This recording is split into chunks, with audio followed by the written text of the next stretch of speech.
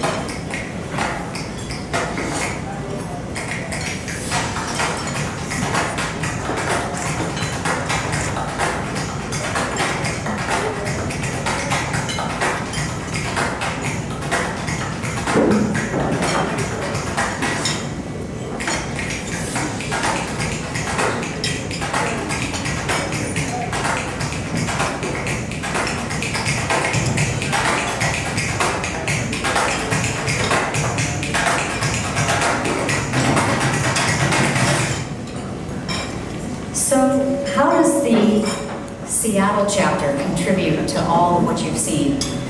Of the 36 chapters, there's a little bit of feedback, sorry about that. Of the 36 chapters, Seattle is one of the most active chapters. It has raised in 2024 $312,000 and dispersed $362,450 in these areas.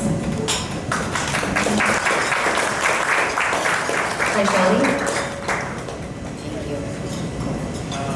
Now, AID Seattle is very conscientious in ensuring your dollars are utilized immediately in critical areas of need. As you can see, the amount that was dispersed was actually more than what was raised in 2024.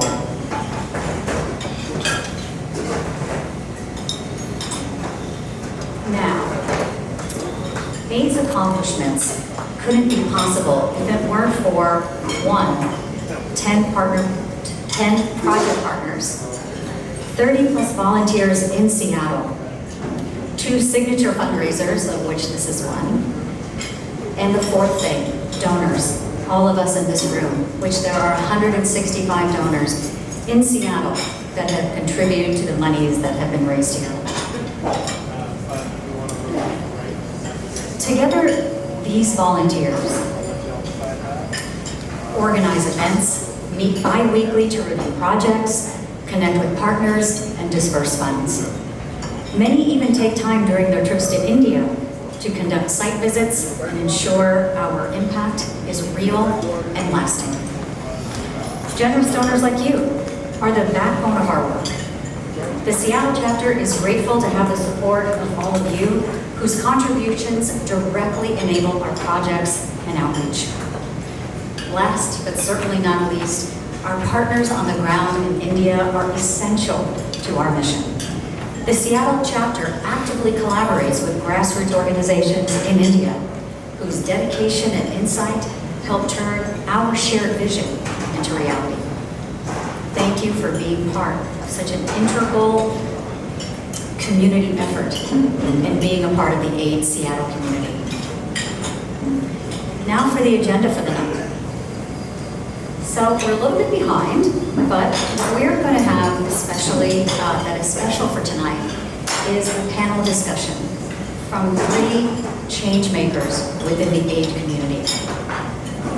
Now, although, and after that, we will actually have a Q&A, so that any of you who have any more detailed questions that you would like to ask, that time will be available for you as well. So, although aid is involved in helping solve various problems that plague our rural communities, tonight we are going to focus on 3: agrarian crisis, women farmers, and advocacy. And now, for our panel discussion. The 3 change makers you're about to hear today have an impressive resume. And as I talk about them and call their name, I would love if they could come up and sit here to have the panel discussion from the front of the room. The first I'd like to introduce is Ravi Kuchamanchi.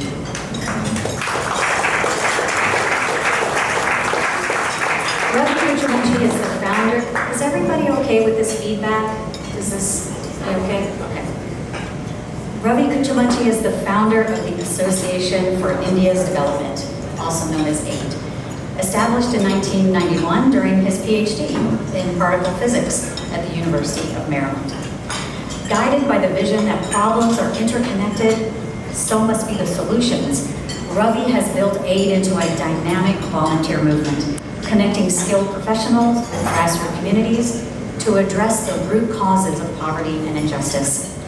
An alumnus of IIT Mumbai, Ravi has dedicated his career to advancing human rights, renewable energy, and sustainable livelihoods in India. Ravi's work has earned him recognition, including the 2018 Andrei Sarkov Prize from the American Physical Association, or the American Physical Society, and being named International Alumnus of the Year by University of Maryland. But beyond awards, he's most proud of the collaborative power of volunteers, who keep AID running as a true people's movement. Ravi continues to inspire volunteers worldwide, collaborating closely with marginalized communities and relentlessly pursuing meaningful change. And next, I would like to introduce Seema Kulkarni.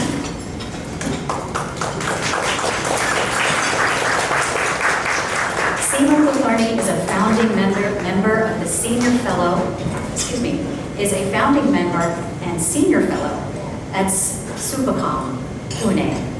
With over 30 years of experience in gender and rural livelihoods, renowned for her work at the intersection of gender, land, water, sanitation, and decentralization, Seema has published widely, including co-editing 2 influential books on gender and natural resource management. Now, as you can all guess from my accent, I am an American-born Indian, so I'm about to say some words that may not sound right, so forgive me, I'm going to do my best. She is deeply engaged in grassroots movements, such as the Stri Mukti Sangharsh Chalwa and Stri Mukti Andolan Sampark Samiti, and is a key leader in national platforms like Mahila Kisan Adhikar Manch, also known as MAKAM, and the Feminist Policy Collective. Seema's work brings a strong feminist perspective to research, policy, and action in agriculture and natural resource governance. As part of MAKAM, she has been actively involved in the formation of grassroots organizations around women sugarcane harvesters, women farmers doing agroecology, and more recently, formation of a union of women farmers to advance their rights in Maharashtra. Now I would like to introduce Kiran Visa.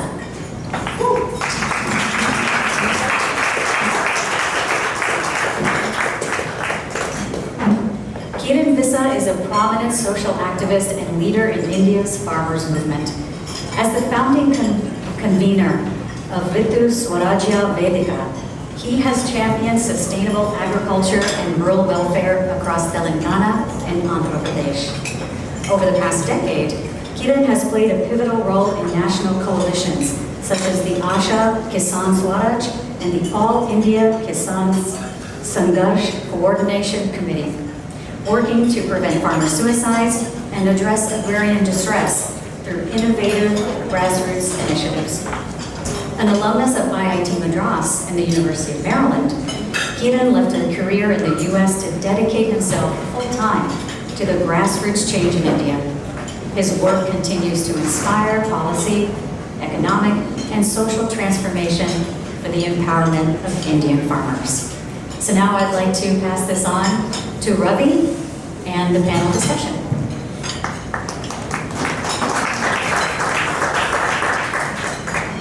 Thank you so much, Jessica.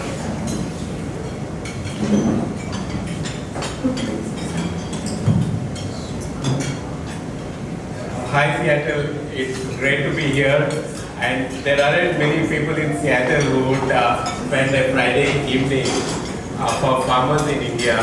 So it's really a pleasure to see everybody here, not only on this floor but also on the upper floor,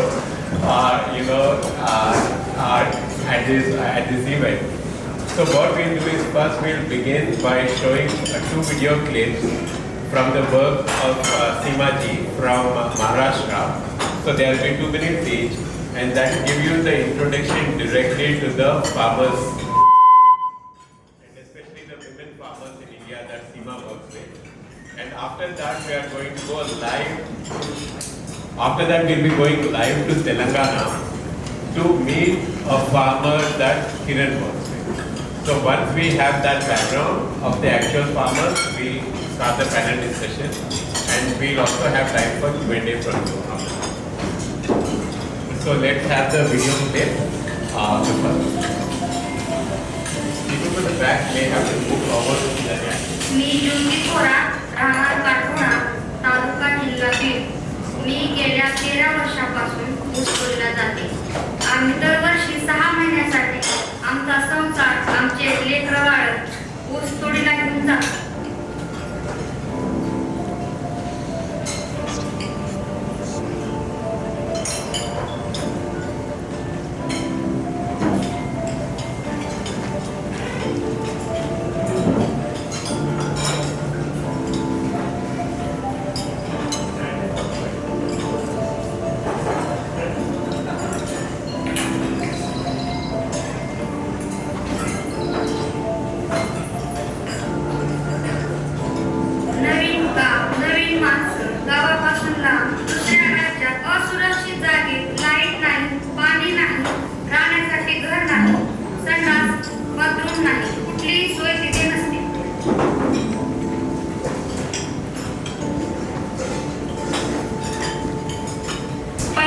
पहिल्या मासिक पाळीपासून तर 9 महिने B समज त्या बाईला केल्याशिवाय भागतच नाही समज.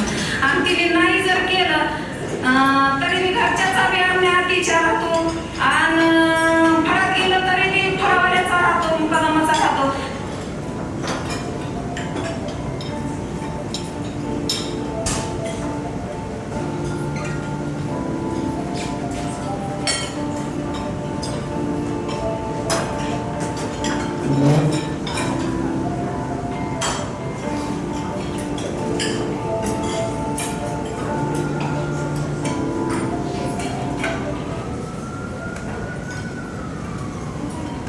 That's the first clip.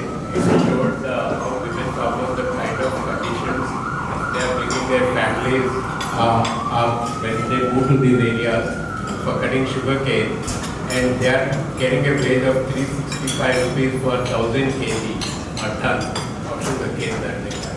So can we have the second clip?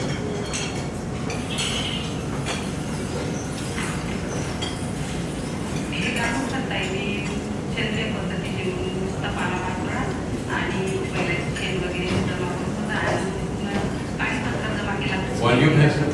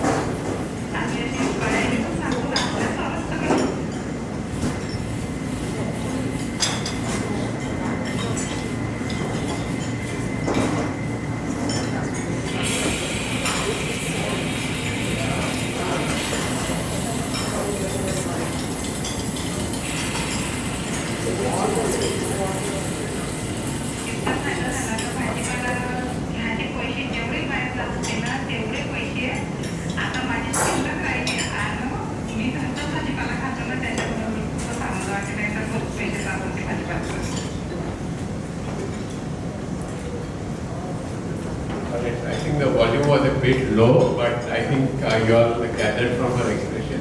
She's an Adivasi woman who basically learned traditional agriculture, sustainable agriculture, making her own, experimenting with vermicompost, and then growing so many vegetables that she's so happy that she doesn't have to spend money on vegetables anymore, and so that's a success story. And then now Kiran will take us live to the farmer in Telangana. From upstairs, you have to increase the volume. You have to increase the volume of it.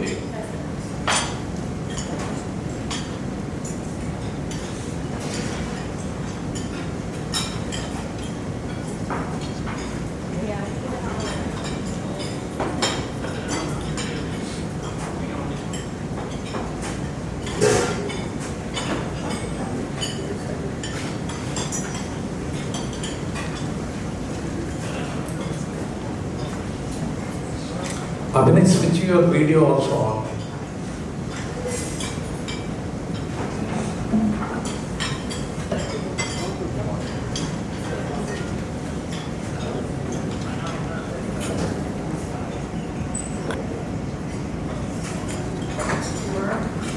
Abhinay, switch your video on.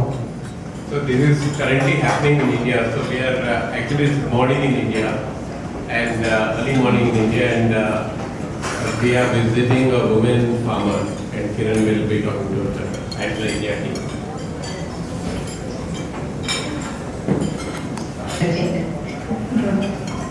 So this is basically a village in Jaishankar Gopalpalli district in Telangana, and this is the family of a farmer suicide victim that we are going to be talking to.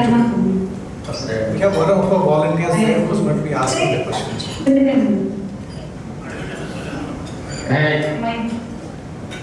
అన్న ఒక్క నిమిషం ఒక్కటి second ఇచ్చాము అన్న వాళ్ళ అబ్బాయిని అక్కడ ఇచ్చేస్తారు ఒక్క సెకండ్.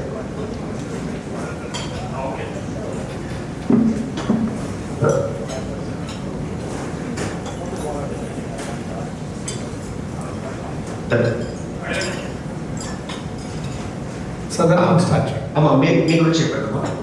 నా పేరు నరసింహ బతుకులపల్లి, మండలం చిట్యాల, జిల్లా దేశేశ్వర భూపల్పల్లి. మా మమ్మీ పేరు మేల్పూర్ చక్ర, మా డాడీ పేరు తిరుపూర్ లక్ష్మి. ఇలా మీ నాన్న ఎట్లా ఆత్మహత్య చేసుకున్నాడు? మాకు 3 ఎకరాలు ఉన్నాయి. మేము మళ్ళీ వేరే 3 ఎకరాలు కౌలు పట్టి చేసినాం. మొత్తం పత్తే వేసినాం. 2 సంవత్సరాలు కౌలు పట్టినాం. మా 3 ఎకరాలకు 3 ఎకరాలు కౌలు పట్టి 2 సంవత్సరాలు అయితే వర్షాలు సరిగ్గా కుట్టక అట్లా నష్టం వచ్చింది. మళ్ళీ వచ్చిన పంట అయినా కానీ అది మార్కెట్ కడిగేయడం వల్ల రేట్ సరిగ్గా పడక అట్లా నష్టం వచ్చింది. ఇక బాగా మానసికంగా డాడీ బాగా టెన్షన్ పెట్టుకొని చెప్పకుండానే పురుగుల మందు తాగి చనిపోయింది. 5 లక్షలు అప్పయింది. నేను ట్రాన్స్లేట్ చేస్తాను. So I will just translate what she said. See, her father and their whole family is into farming. So they had 3 acres of their own land, and they also took another 3 acres on lease. So they were also partially tenant farmers, and they were growing cotton. And they had a couple of years where there was no proper rainfall, and there was unseasonal rainfall. So they faced losses in the crop, and that pushed them into debt. And even the crop that they got, they didn't get a good price in the market. Unable to bear the pressure of the indebtedness, her father basically consumed pesticide and committed suicide. And our friend also asked them how much debt they had. They had about 4 to 5 lakhs of debt. Sadhananda, continue.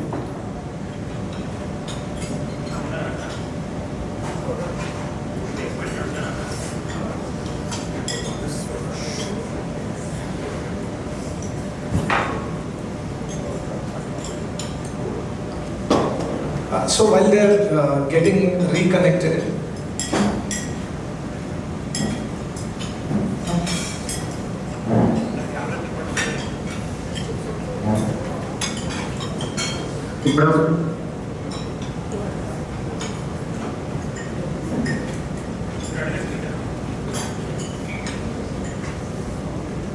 మీకు ప్రభుత్వం నుండి ఏమన్నా సహాయం అందిందామా?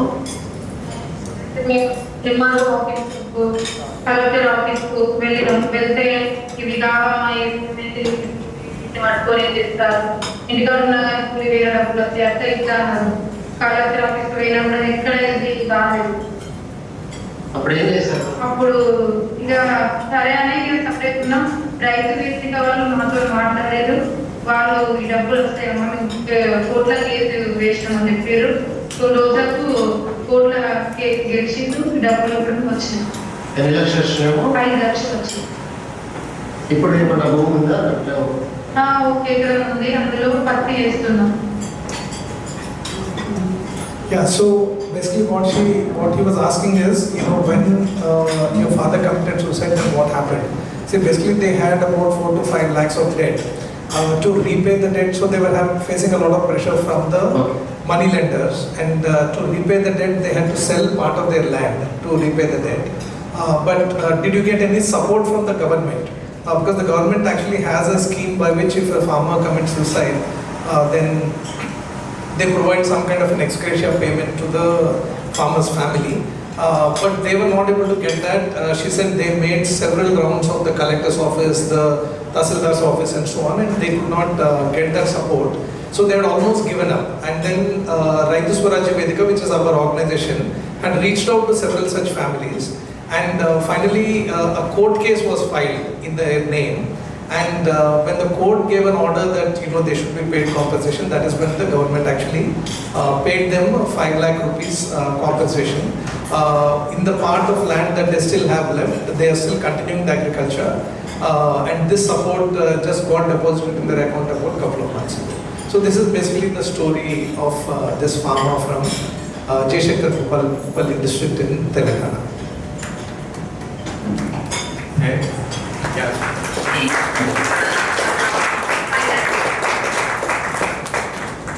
చాలా ధన్యవాదాలు మీ అందరికీ. Thank you. Okay, so it was great to get that early morning waking up picture from India. It's also a wake up call for all of us. How 5 lakh rupees led a farmer to take their lives, take his life, and what that put the family through. Now it's not just her who got the compensation.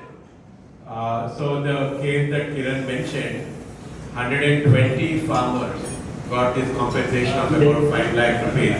So that's almost $1 million. And that's the impact of Kiran's work of the last year.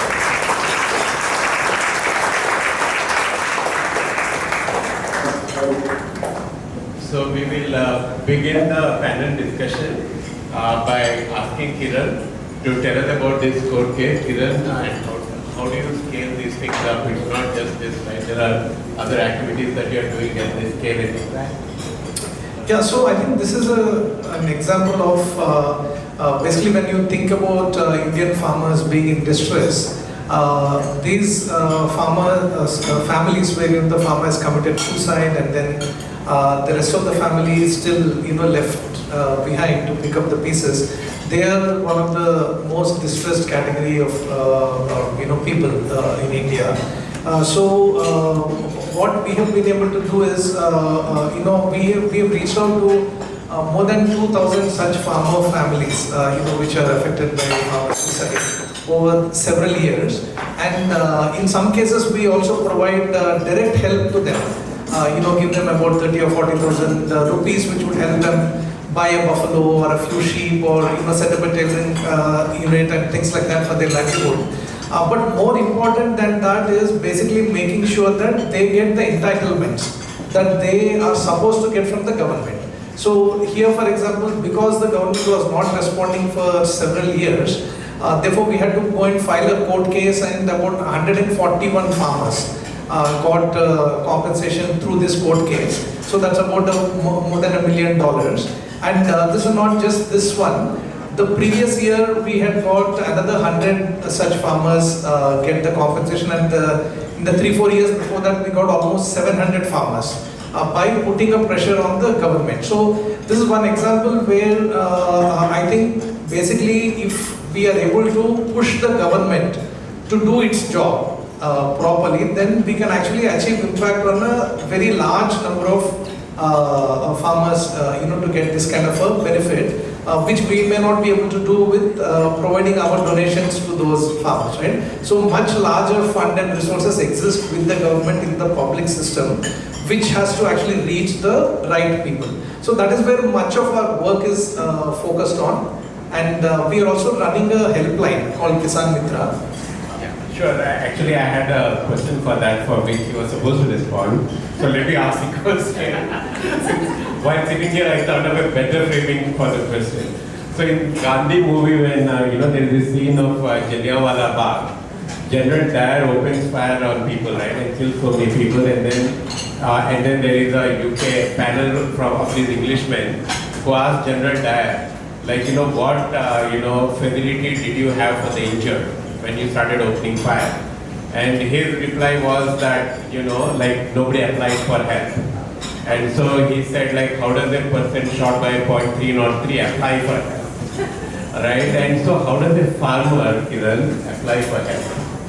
Yeah. So, see, basically there is a big gap between what the government professes to do, whatever schemes they have, whatever laws they have in place, versus what gets actually delivered to the farmers. So one of the ways we are trying to bridge that gap, and which is also tied to the whole thing of farmer suicide, because when does a farmer decide to take their life? When they are completely helpless, when they feel that the system is not responding to them. So therefore we actually, in order to prevent farmers from committing suicide, we started this Kisan Mitra helpline together with some of the good government officers who are there in the system. So anybody can call this helpline when they are facing any problem related to agriculture. And then we try to understand where the root cause of that problem lies and try to address that problem. Our field workers go and meet those farmers and try to get those problems resolved. And often it has to do with some government department not doing the job properly. So through this mechanism, we are able to make the government departments accountable to actually addressing and solving the problem. So that's what the helpline. How many cases? So this is how many districts can farmers call the helpline and apply for your? Yeah, so in principle, it works in Telangana and Andhra Pradesh, the entire state, but in some districts we are working very focusedly along with the district administration. There are about 8 districts in which it is working now in Telangana and Andhra Pradesh. And over the last few years, we've been able to handle about 20,000 cases. 20,000 cases of farmers calling this helpline, and about 70% of them we've been able to resolve, through this whole mechanism. So even if you think of an average of a benefit of $1,000 per farmer, this is like $20 million, like of work. So I mean, though of course, like there is no, when they prevent suicide, farmer suicide through the helpline, you can't put a money tag on this because the life of the farmer of course goes much more. But that's the kind of impact that we can make. So Seema, like you work with women farmers in Maharashtra. And do you see the same scale of agrarian distress in women farmers?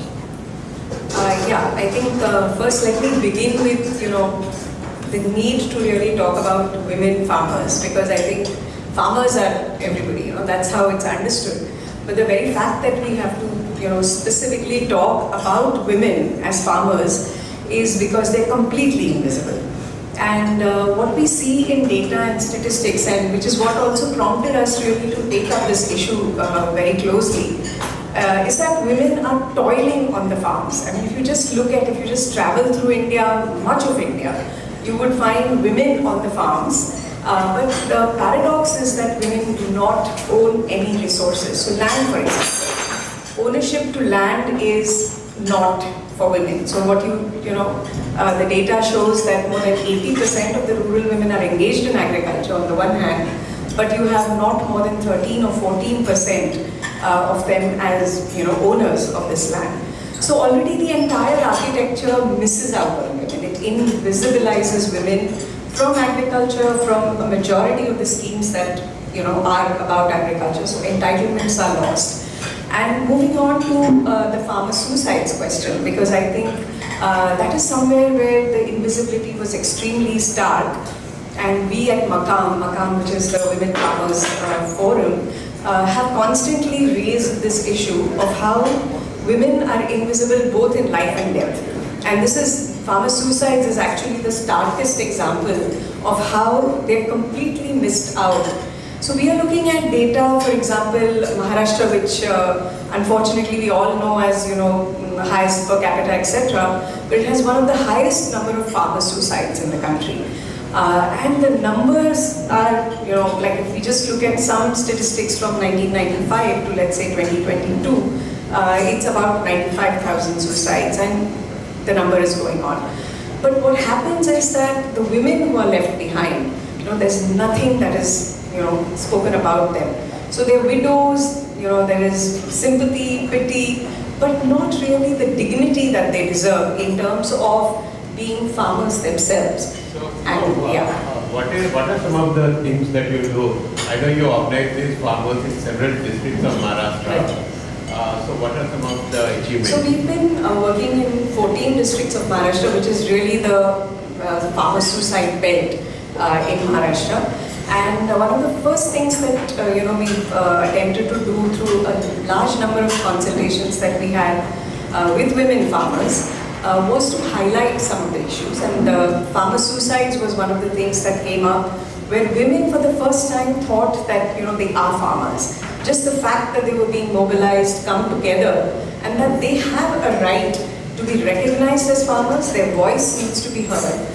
And that is where our organizing really started. So we had, these major consultations followed by a very large protest, which happened in the capital of Maharashtra. And one of the major successes was that the Maharashtra government had to bring out a policy on specifically women from farm suicide affected households. We do not call them widows, and that's also the discourse and the language that needs to change. They're not widows, but they are women farmers who belong to suicide-affected households. So I think it's that change of discourse which was also important, apart from some of the direct benefits that this policy brings to a large number. So we are looking at 14 districts where the impact is felt. And agrarian distress, unfortunately, the whole discourse completely misses out on women. That's amazing that there's an entire policy for every farmer that Seema's group has achieved, treating women farmers and suicide-affected families, and an entire state having a policy behind it. It's one of the major achievements. Yeah, so one of the things that, how we look at this change, with farmer suicides, and that is not the only category of women farmers that we are working with, which is also important to state here. But it was very important to establish this as a category that deserves attention simply because, there is a complete invisibilization, not being recognized as a farmer. The other invisibility that we have constantly tried to highlight is the fact that women are not on records as farmers also means that the suicides that are committed by women don't get recorded as farmer suicides. So, that's why we say invisibility both in life and death. And where then do women farmers who are toiling on the lands, what is the state doing for them? What is the government doing for them? So this organizing, this mobilizing has not only at the policy level, but the dignity and the voice. I think those are far more important than, of course, what the policy will offer in terms of entitlement, but that we are there on the map of, as workers, as farmers, and not just as wives, widows, mothers, or daughters of men. I think that is what we see as a big achievement. And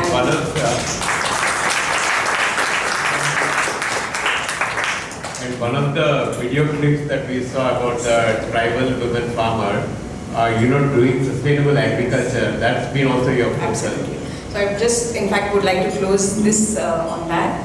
Apart from, of course, what we were able to achieve in terms of land rights for women claiming these rights, one of the things where you saw Chanda Godam from Yavatmal district And she's an Adivasi woman who belongs to the distress region of Vidarbha.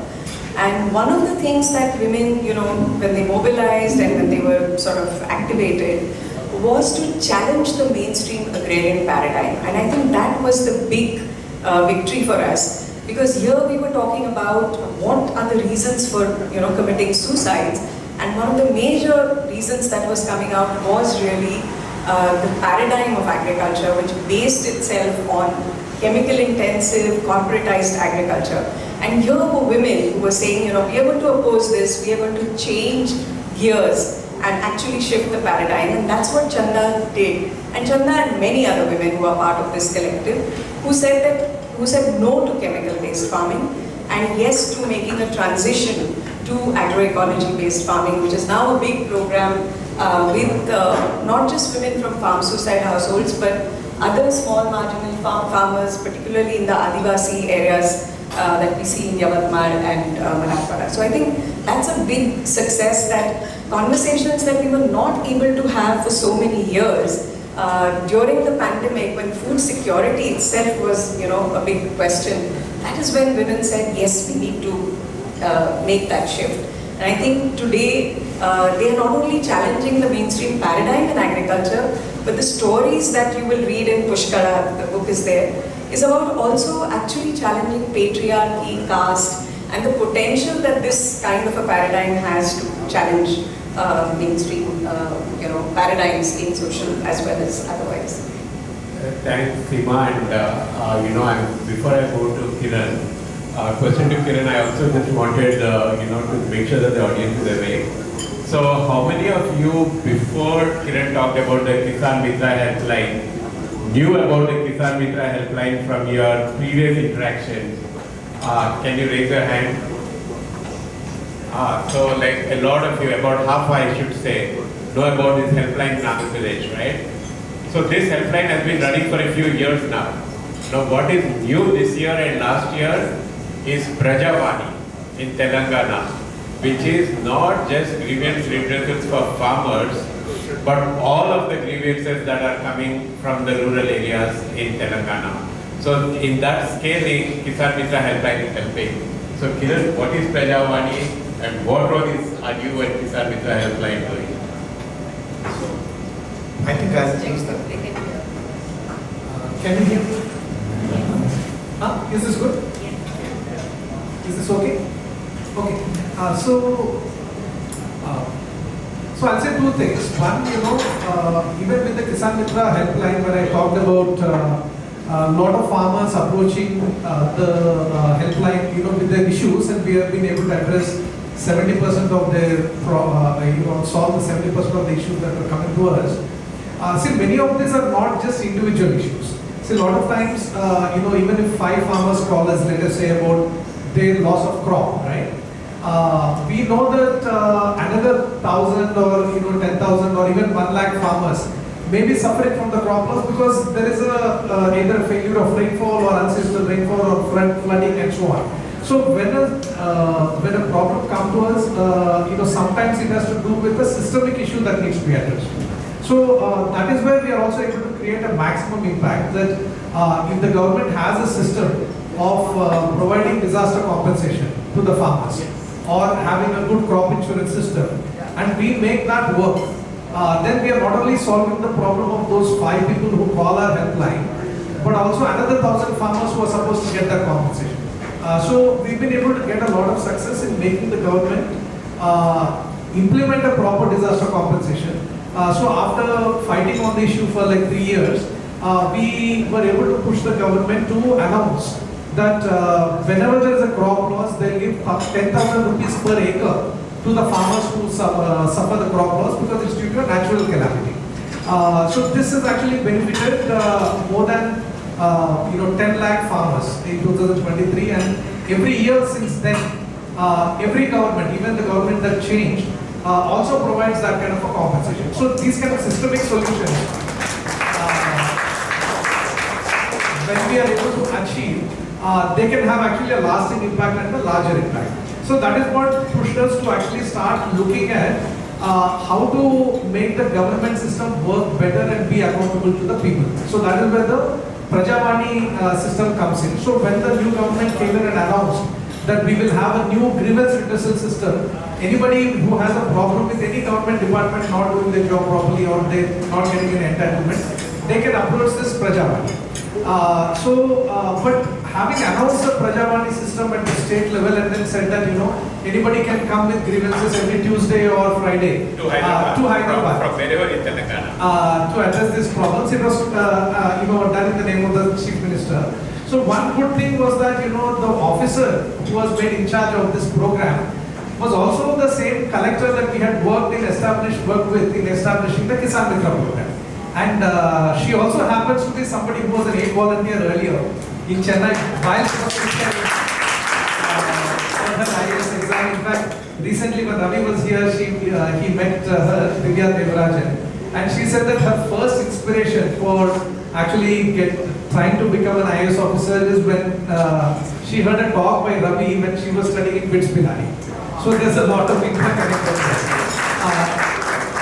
So when she was made in charge of the Prajavani system at the state level, then we started working very closely with them to establish the same kind of system that when a case comes, how do you track the case till it actually gets resolved? So that kind of a system was not existing in the government at that time, but we kind of together built that system. And the second level that we are working at is that we said, everybody coming to Hyderabad with a grievance is not possible for most people.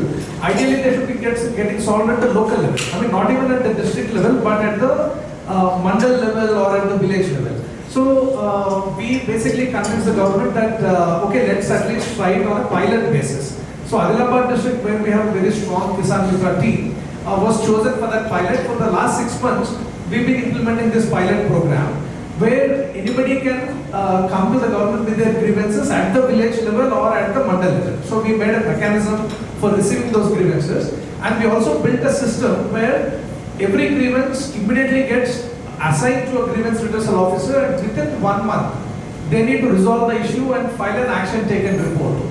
So that is also monitored. So by having this kind of a monitoring system, we've been able to establish some accountability and also have public hearings every month in each mandal. So basically, instead of the people running around the government departments trying to get their problems solved, and then the government official says that aaj nahi hoga, kal aa jao, agle hafte aa jao, kind of a thing. Now every month, all the government officials are sitting there at the public hearing, and they are made to give their response to these problems, how they are going to solve it or how they have already solved it, and if they are trying to push the ball away from their responsibility, then immediately the presiding officer or the civil society organizations like ours who are there at the public hearing make sure that they don't escape from the responsibility of addressing the problem. So this is now actually in this 6 months, just in Adilabad district alone, about 12,000 cases have come to the grievance redressal system. Whereas the state level Prajavani in the entire year got only 8,000 cases. So in one district we've been able to actually address 12,000 such cases. Yeah, and when I was meeting, in a meeting between Kisan Mitra helpline folks and Divya is collected that she has mentioned. There was also talk that, actually not only at the district level, we should even solve at the panchayat level some of the issues, right? Like so first let's have the grievance redressal at the panchayat level, then at the district level, and the final one at the state level. So for everything, people don't have to run. So literally, this work takes good governance to the people, and makes that accountable. So, and Kiran was also sharing earlier that one farmer for 20 years who did not get his land entitlement through this grievance redressal, where public was also there. Just within a matter of hours, the officials figured it out, and in a week, he got the patta for it. Right? So he struggled for 20 years. So Seema, you work with sugarcane juice is something like anybody who's gone to Maharashtra, to Mumbai would have, drug. I mean, it tastes much better in Maharashtra than in Andhra Pradesh. I can guarantee you that. So Seema, but the lives of the cane workers and the women cutting the tea soil, they are tragic. Like for 1,000 kilograms of sugarcane, they are paid 366 rupees. What is the scale of that problem, and what are you doing about it? Yeah, so the sweet juice is actually a lot of bitter harvest for us, because these are women sugarcane workers. Again, we understand them as women farmers. You're able to hear me, right? Women farmers who are laboring on the fields, sugarcane fields, but again never seen as workers or farmers. And the plight of these sugarcane workers in general, but women again extremely invisible in this whole, the way work is organized, is very, very exploitative. So sugarcane harvesting, actually if you know a little about Maharashtra, the whole political economy of Maharashtra rests on sugarcane. So, why sugarcane came to Maharashtra, why sugarcane has to be grown, also has a huge political context, political economic context. And that also means that, you require that entire paraphernalia, and workers form the backbone of this paraphernalia. So sugarcane harvesting, unlike what you would see in other states, in Maharashtra it's a very well-oiled, well-organized system where the sugar factories actually engage workers through contractors and subcontractors. So they are not actually laborers of farmers as you would otherwise see in some other states where sugarcane is grown. But here they have to be part of that chain of sugar factories, contractors, and then who source these workers from the villages. And a typical unit of work is a couple. Most often it's a husband and wife, but they can also be two men or two single women, so you have a number of combinations. Largely they belong to the Dalit community or the denotified communities in Maharashtra, and they're migrating for 6 months. So this couple is actually called a koita. Imagine, that indignity that you're not even referred to as a human being, but you are a koita. A koita is a sickle or a machete, which is used to harvest sugarcane. So, this couple goes and say 10 couples would form a unit or a labor gang, and they migrate for 6 months in extremely exploitative conditions. All of this transaction, the economic transaction, is actually mediated through the men, whether it is sugar factory owners or the contractors, or eventually the money is handed over to the men of the household. So women that here... koita meaning, so the payment of the 355 rupees goes to the koita. So it to goes to the the man of the koita, yes. So the women get nothing for the work that they do. In fact, and you are saying they get married early just to have they the get married early because, in fact, there's a term in Maharashtra which is referred to as gate cane marriages. And gate is, metaphorically, of course, it's marriages that happen on the farm itself, but gate is a sugar factory gate. And so dire is the situation that young girls and boys are married at the gate of the sugar factory or on a farm.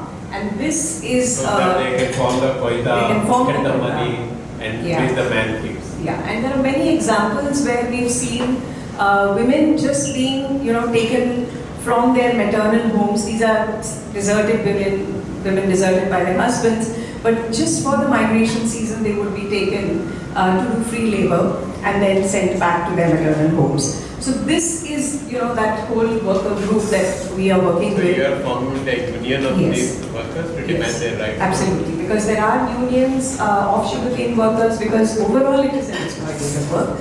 But women again are completely absent from these unions. So we formed the Women Sugarcane Workers Organization, and this is not to, pit the unions against each other, but it is to highlight really the issues that women workers are facing. And some of the biggest achievements I would say here is again the identity, the recognition, getting the government to register them as workers, which was not the case, but also now having dialogues with sugar factories to plead for their case, basically also to say that they need better working conditions. But also I just wanted to highlight one thing which is probably in the news here as well, because New York Times did a very big piece on hysterectomies on sugarcane workers. And this has been a very, very big issue because they migrate for 6 months, the health conditions are very poor, menstrual health management is poor, and they married early, which leads to the kind of gynecological morbidity that pushes them into hysterectomies.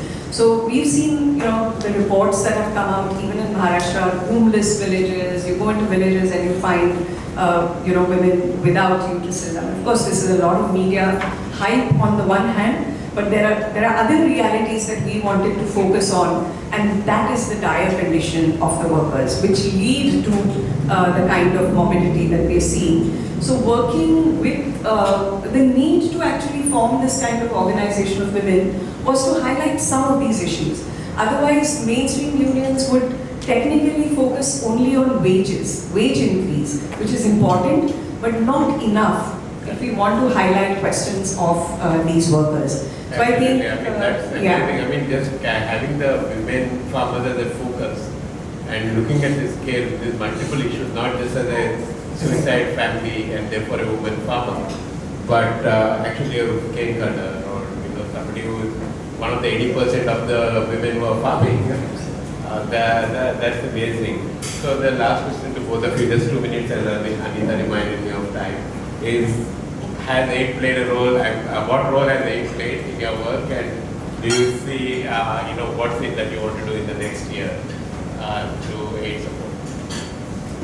See, I think definitely, aid has played a very key role in even helping this Kisan Mitra helpline, branch out to so many different districts and so on, because it started in one district with the help of the district administration. So we were getting funds from the government, but when you're getting funds from the government, then you can't function really independently. So we decided that we should function independently, and that's where aid support steps in.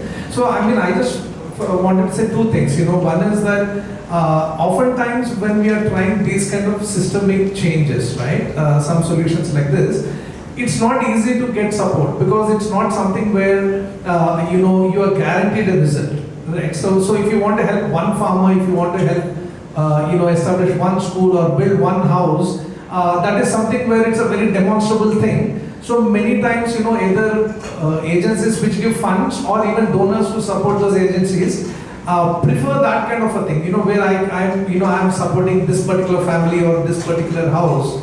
But aid is kind of unique in the sense that, it kind of goes also to support the systemic solutions. So I think that is where it has made a difference, because we often need funds actually for the human resources.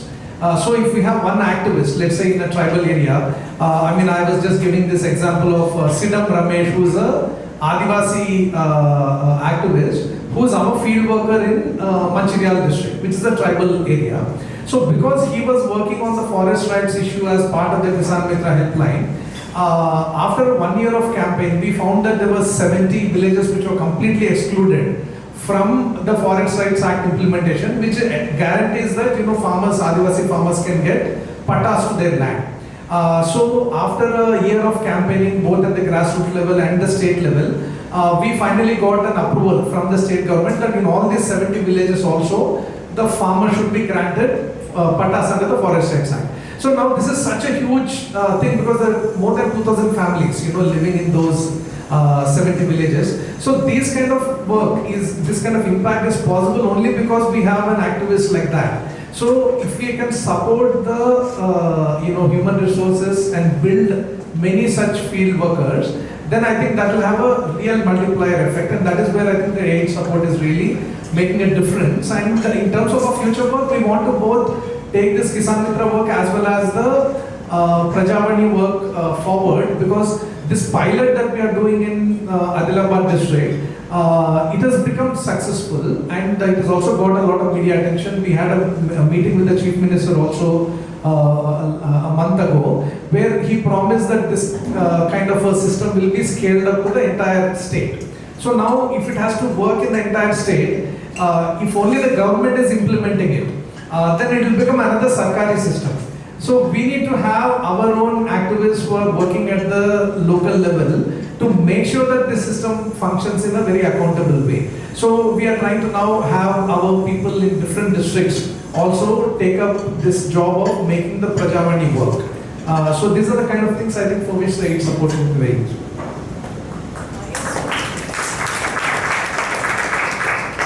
So for us, I think aid in a way laid the foundation, and this was the whole cater building stage when we started in 2020 with aid support. And all the leaders that you see, whether it is the women sugarcane workers or the women farmers who were, making that transition to ecologically sound farming, all of them were part of our leadership training program, which was supported by aid. And of course, we branched out since then. But if that support was not available, I think this entire cadre of leaders, and that's when we feel that this is a unique support because you are investing in people. You're investing in people who can actually have a tremendous multiplier effect. So, an organization of sugarcane workers or a union of women farmers can simply not be formed if there are no people on the ground.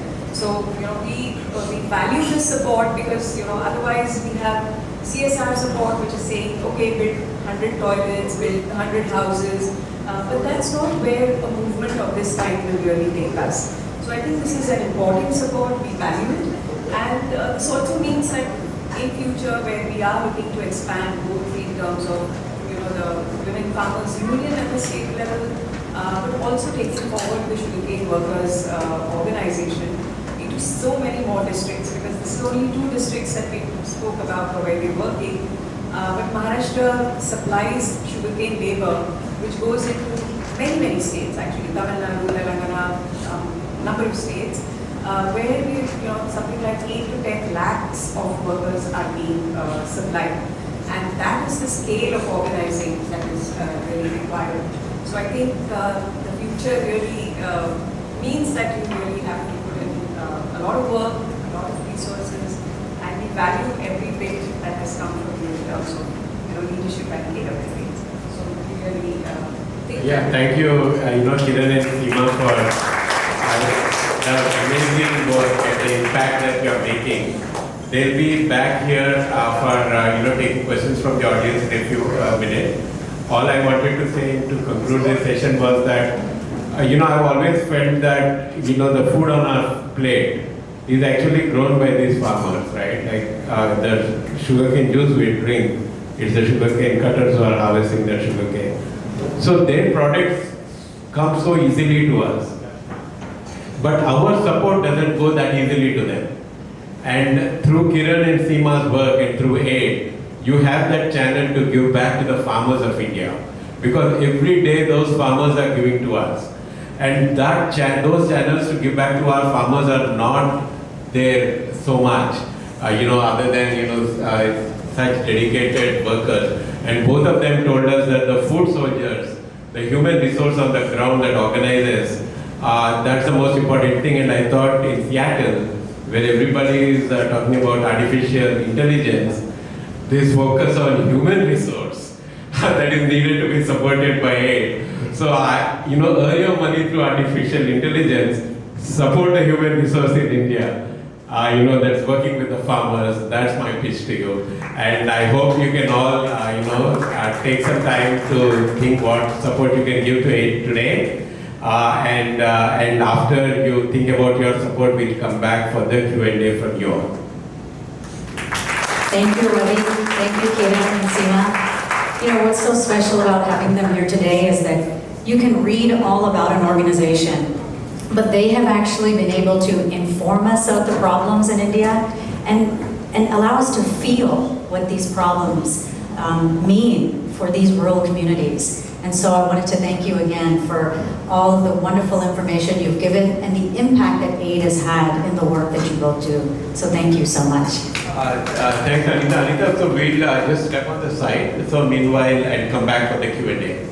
Oh, sure. After, so this is the time, where people think about the support that they can give to aid, and Anita will, and Srivat's. Sure. Thank you. So now I would like to introduce you to Srivat Srinivasan. He is a longtime supporter of aid, a very good friend of mine, and he's going to tell you a little bit about why he gives and why he has given for so long to this organization.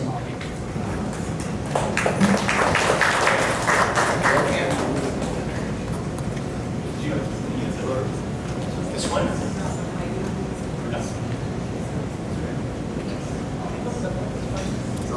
Can you guys hear me? Okay. I think that works. So I've been given the, I guess, the unenviable job of asking you for money, which might make me the least popular person in this room, but I'm going to do it anyway. But before I get to that, I think a couple of things I wanted to say. First is a big thanks to the volunteer team. I think they're the unsung warriors, unsung heroes. So if you guys can just make yourselves seen, please. So they're up there, they're kind of trying to hide behind. But these are the people who make these kind of events possible. So big thanks to them. A very big thanks to my friend, Anita, who very graciously agreed to be the MC with very little notice. So thank you for making this happen. And of course, the biggest thanks to Ravi, Kiran, Seema for coming out and talking about the work that is being done, because at the end of the day, that's what this is all about. I did have one observation for those of you who have been to these aid events for the last couple of years. You guys, how many people came for the event either last year or the year before? Quick show of hands. Okay, so quite a few. So you guys remember this guy, Abhay Shukla? He was he was very well received. Guess what? This is a power couple. Seema is, Abhay is Seema's husband. And as I was listening to Seema talk, because she's also so impressive in the work she's doing and the way she was talking about it, I was like, man, I would love to be a fly on the wall in their house when they're having dinner and talking about, how was your day today? What did you do? And they're comparing notes on the various things that they're both getting done. So thank you. It was lovely to hear from you. Kiran, of course, is a long time, a presence on the Seattle aid scene, so I think he needs really no introduction. A couple of things I wanted to just kind of mention in the context of the whole giving thing. One of the things, and Anita knows this because, we are involved in a few different organizations here. One of the things I genuinely, absolutely love about what the aid team does is the dedication, passion, and the authenticity of everybody involved, whether it's the leadership or the people, on the volunteer side, is so apparent. You cannot make this stuff up. I mean, all of them really believe in it. They put their heart and soul into it, and that's not something you find that easily in many other organizations. So for me, that says a lot. It makes me want to support them as well.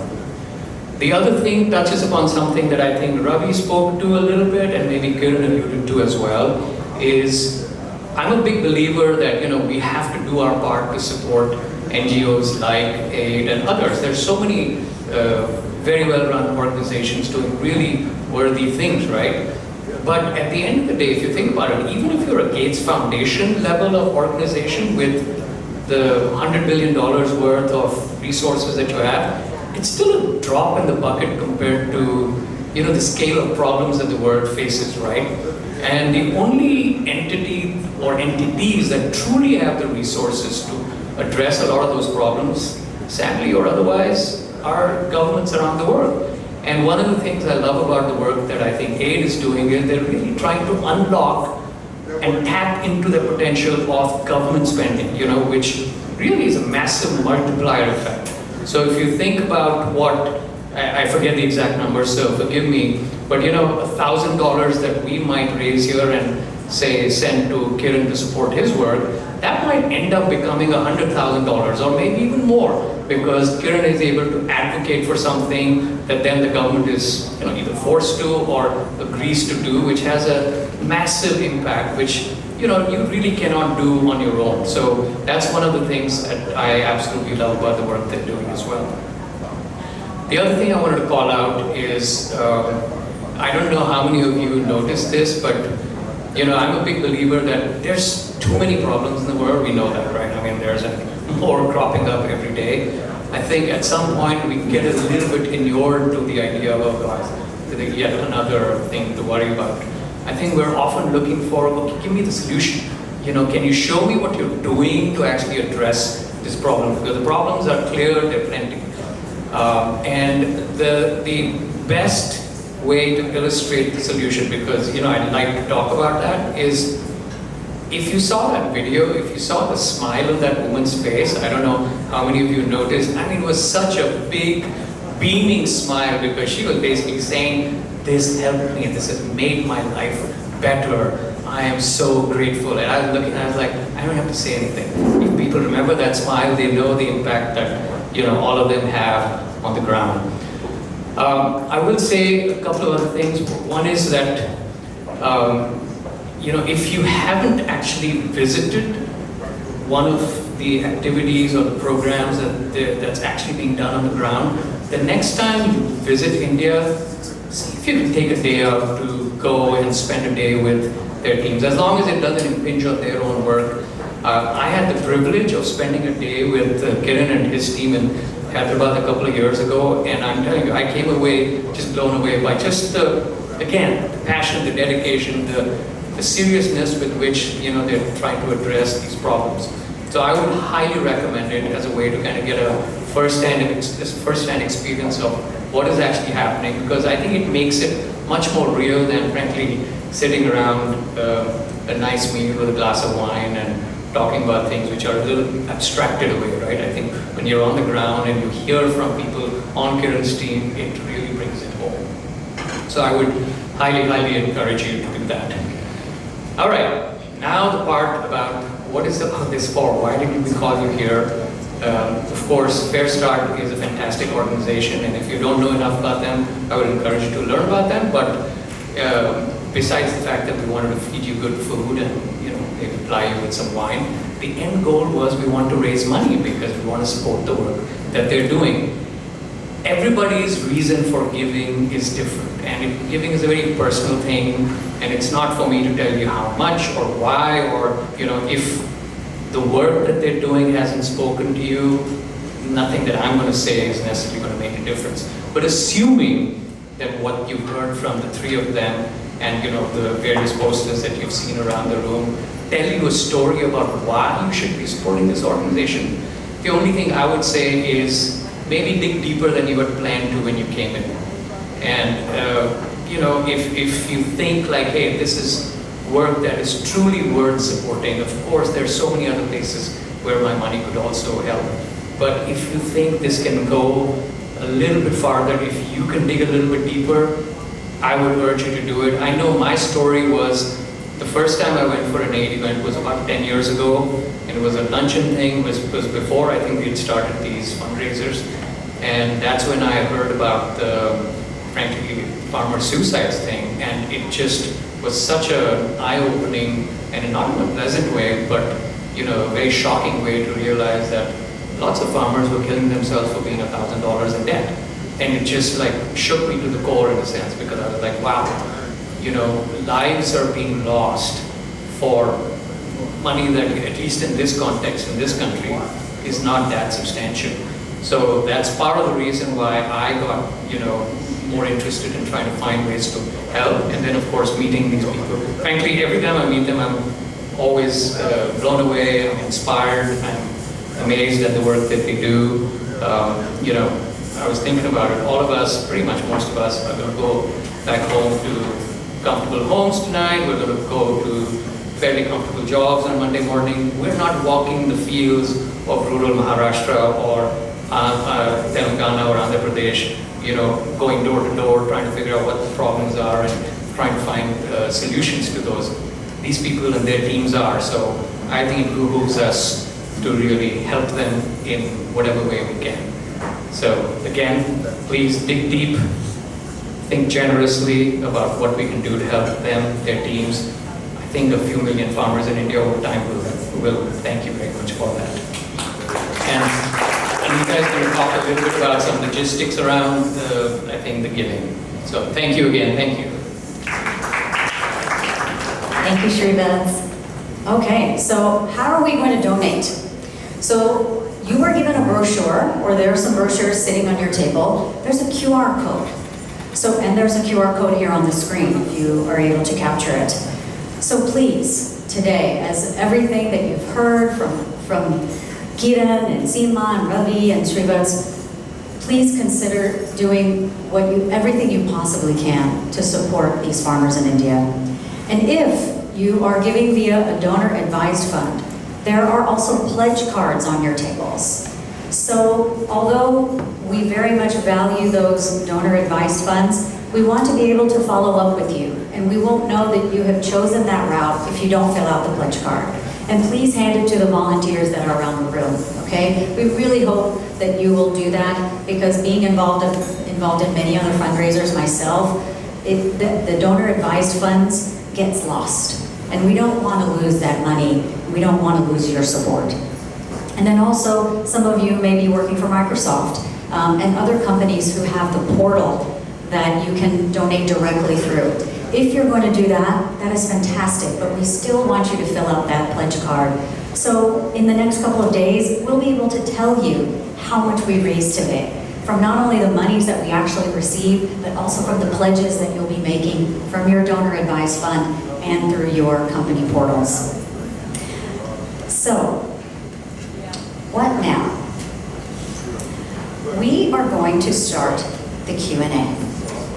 And I think there should be microphones that are going to be going around for people to ask questions. One little detail that we do have a matching fund where all donations 2,000 and above up to a total of 50,000 are going to be matched today. So please think about that when you're considering writing your check. Thank you. That's very generous. So yeah, so maybe we can all give 2 things and get it all matched. That would be fantastic. So we would like to start with the Q&A. Do I see anyone with a microphone that may possibly have a question? Oh, okay.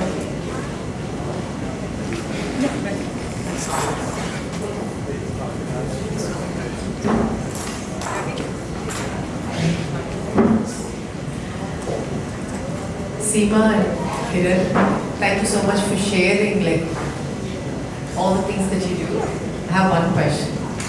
It's not easy to stand up against all the problems and do everything that you're doing, right? I want to understand what are the hardships that you faced, because what you're sharing right now is success, right?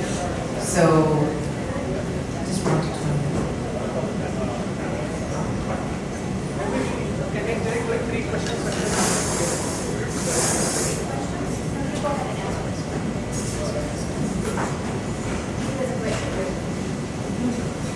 We'll just have them answer this question, and then we'll go on to the next one, okay? Hardships are of course going to be there, and hardships are at different levels as well.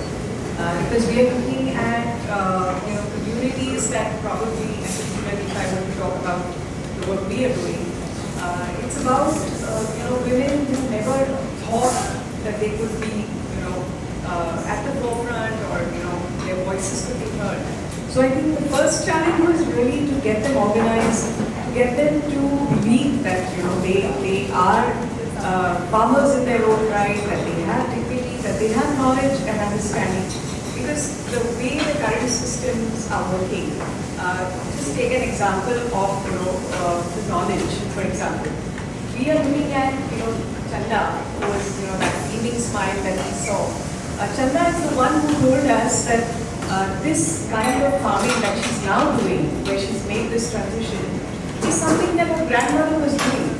But how the system had completely erased that knowledge, and how it was, that chemical fertilizer dealer or the seed dealer who actually claimed that space, and how that had changed everything, that her knowledge was no longer valued. And I think these, even being able to highlight and bring forward some of these issues itself was a big challenge. Because you have been brainwashed into believing that this is the system that will work. So I think it began from there, but of course at the state level, when you are actually fighting the system, the challenges are enormous. Because you are fighting a system which is already so deeply entrenched into the kind of politics and the kind of discourse, and you are asking for a change, you are asking for a transformation, which is extremely difficult to get the government to come on board. So I think that is also a challenge. But importantly for us, the challenge has also been your own families. Because it's also your own, as in for women to really come out and fight or speak out. How democratic are our families? That is the first question. And for them to really be able to come out, be part of these larger organizations, unions, itself was a huge challenge. And I'll never forget one story that a woman from Punjab told us. They're quite familiar with the farmer protests that happened in Delhi and Punjab, Haryana, of course, were at the forefront. But the women from Punjab who participated in really large numbers in this particular protest, one of them in our consultation said that yes, there were men farmers who were breaking those barriers. It was all barricaded, and they were breaking those barriers. But for women, we were actually breaking the barriers of our homes. So that is something that is a huge success at one level, but that also tells you about the challenge. So I think those are the significant challenges at different levels, but there's a lot of hope which also comes from the people you're working with. Because there also this agency there, right? You're not really talking about them as victims, but them as very powerful agents also.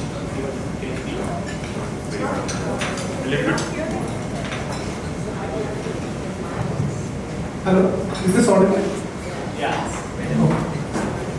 Yeah, so I guess it's kind of similar to the challenges we face, but I also want to just focus on our field workers, and see when we are doing this kind of a job and we were introduced as change makers, right?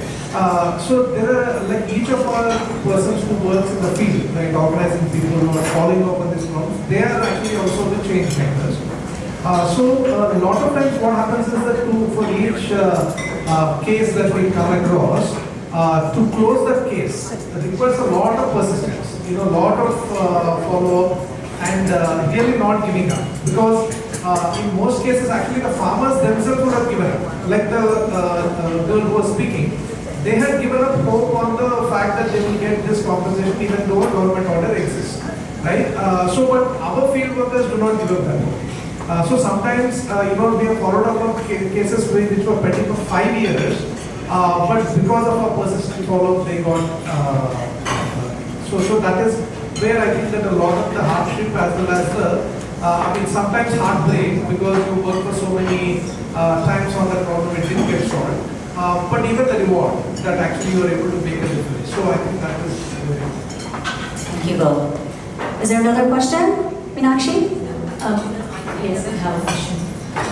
This is for Seema. What I want to find out was the sugarcane workers, right?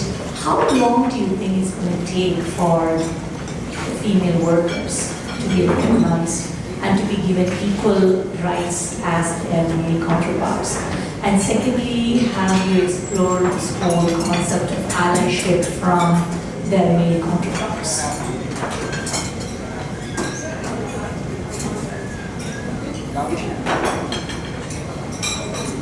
Are you able to hear me now?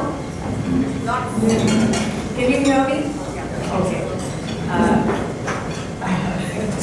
No, I think how long really depends on how much we are able to mobilize and bring together women and other sugarcane workers. So that really is about the strength of the organization, the mobilization, and also strategies. Because I think the strategies also have to be smart for governments to really recognize this as an issue. And allies, yes, of course, we have to have allies. And allies begin from the male counterparts in their own families. So we are talking about democratization of families where the male workers also begin to support and recognize the women from the family.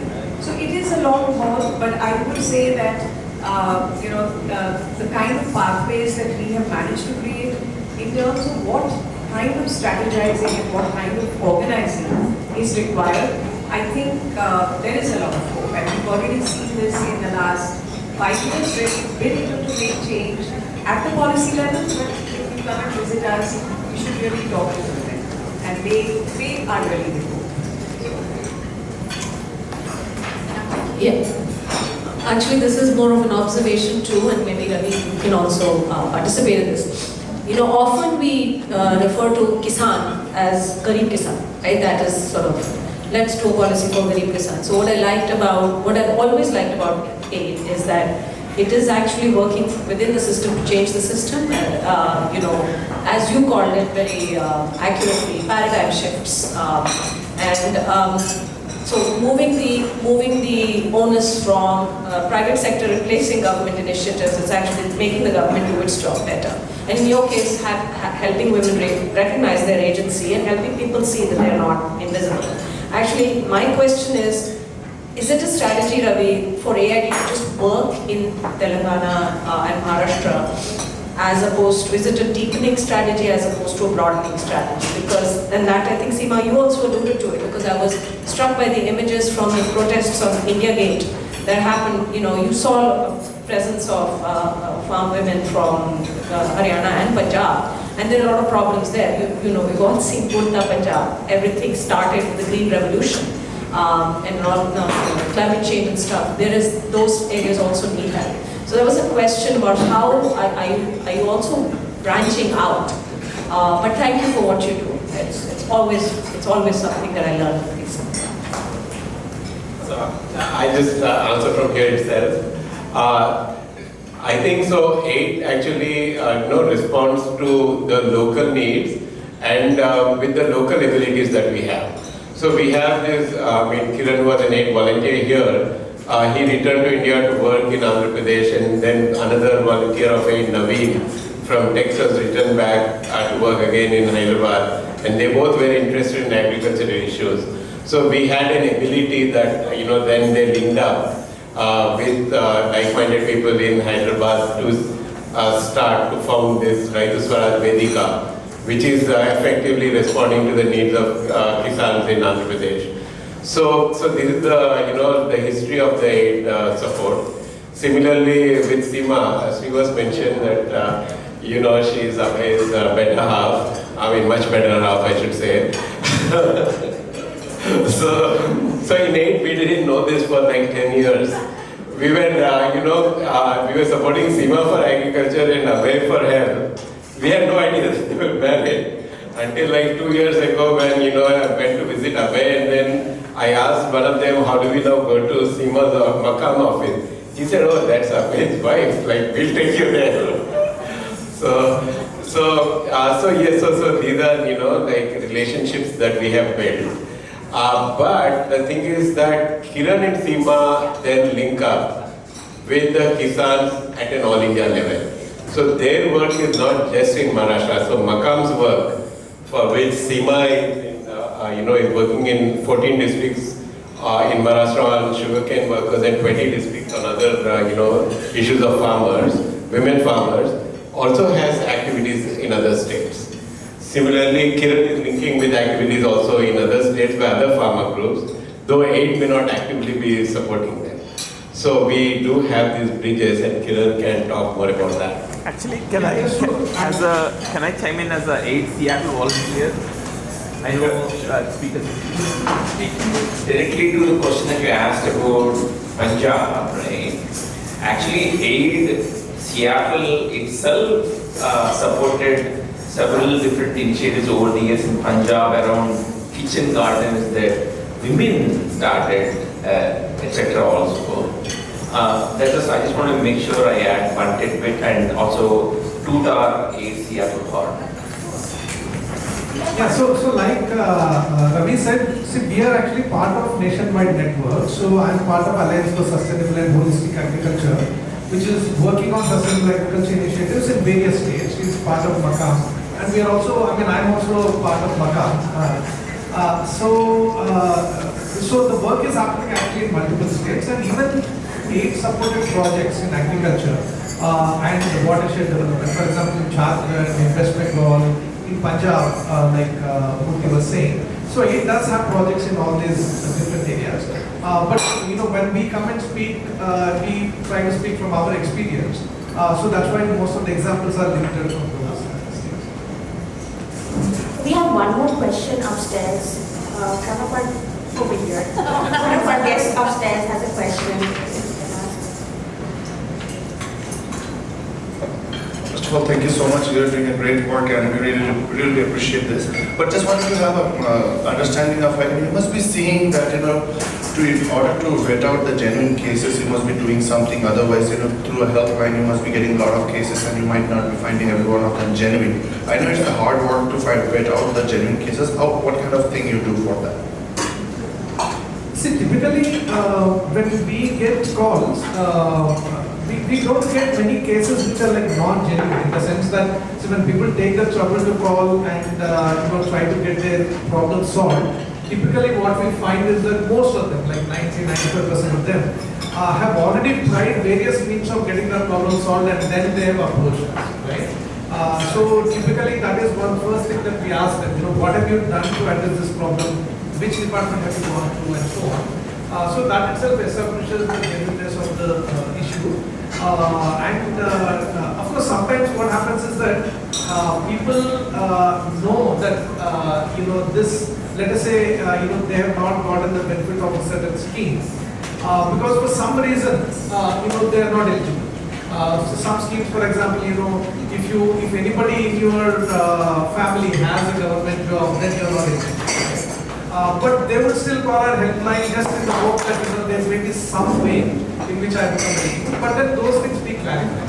But our problem is not about that. Actually, most of the challenge that we face is that when they've already kind of banged their head against the wall with the system and they've not got a response, how do we then step in and find a way to get the same system to respond, right? So that is all. Thank you, Kiran. We will have one more question, but please know that we will still be here for about 20 minutes or so after the Q&A, so you can please approach them with any other questions that you might have, okay?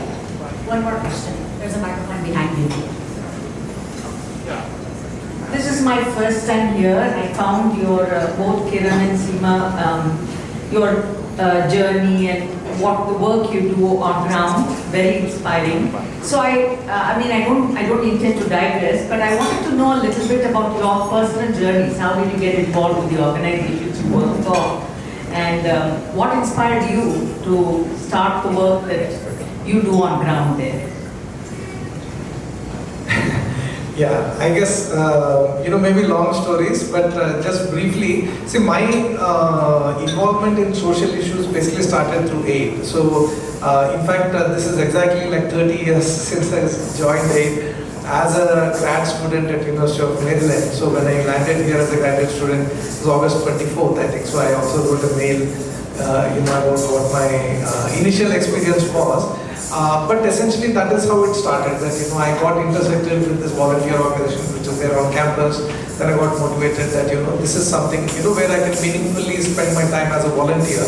But as we get involved in it, like what Srivans was saying, right? So it's a very passionate group of people, and we are not only thinking that we are spending a couple of hours every week or weekend to do this, but we actually want to do whatever we can, right, to make a larger change. So even at that time when there were only like 15 volunteers in AID, just in the University of Maryland area, they were already talking about that okay, this is the world headquarters of AID and we want to spread this message of AID throughout the US. So we did like kind of a car yatra and started chapters in different places and so on.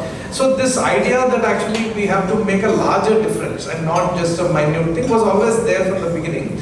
So for me, I got motivated by that. So I felt that rather than building better and smaller smartphones, I was in wireless communications.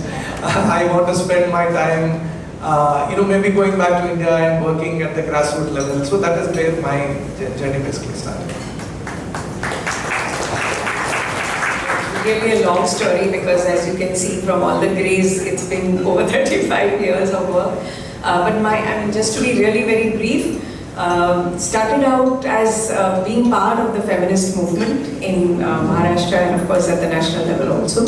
So that was, the inspiring, I would say, moment for me to look at women's question not as, women need to be there here and there, or, typically as is understood, add women and stir, but really to look at the larger question of, the intersections between capitalism, caste, patriarchy, as that big feminist question. So I think that is what taught us, being on the ground, working with women, was all about, for women it's not just a sectoral issue, right? So you can't only be talking about agriculture.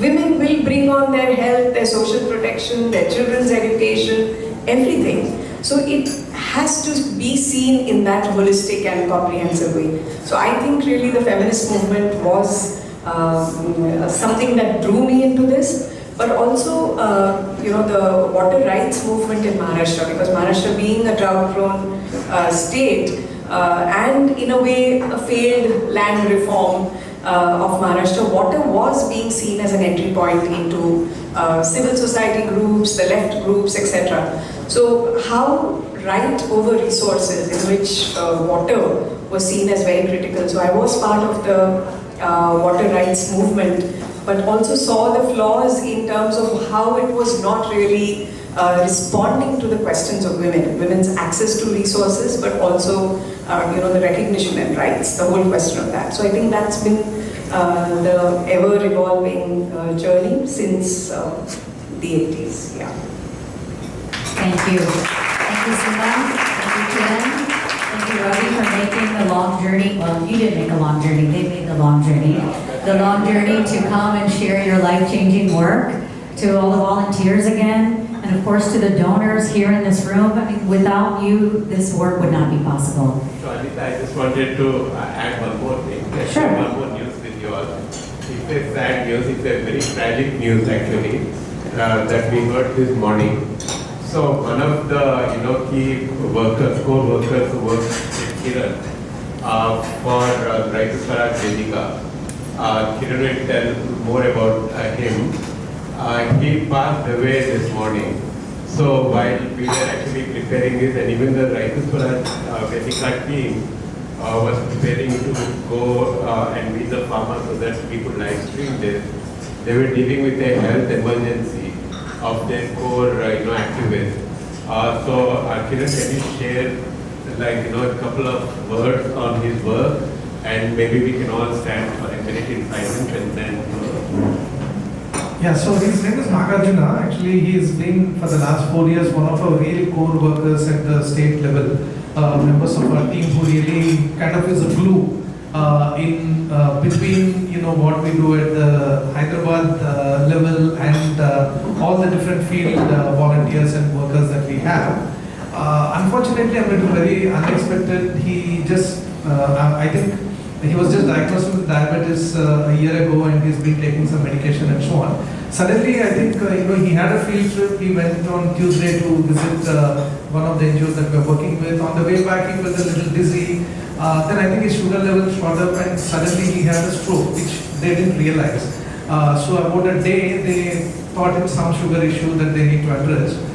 So because of that, that gap of not recognizing that he had a stroke, we just lost him. So it was very, very tragic. We were still in shock. So he was somebody who had a very short time become integral part of our team. And essentially there's a lot of different things that we do at different levels. One is like organizing our project work and making sure that things are happening smoothly and so on. And also the other part is our activist work, where we are trying to make the government accountable, doing dharnas, doing different kind of public hearings and all kinds of work. So he was somebody who was playing a role in both. So it's somebody who was very integral. So we don't know how we are going to manage without him. Well, on that note, let's take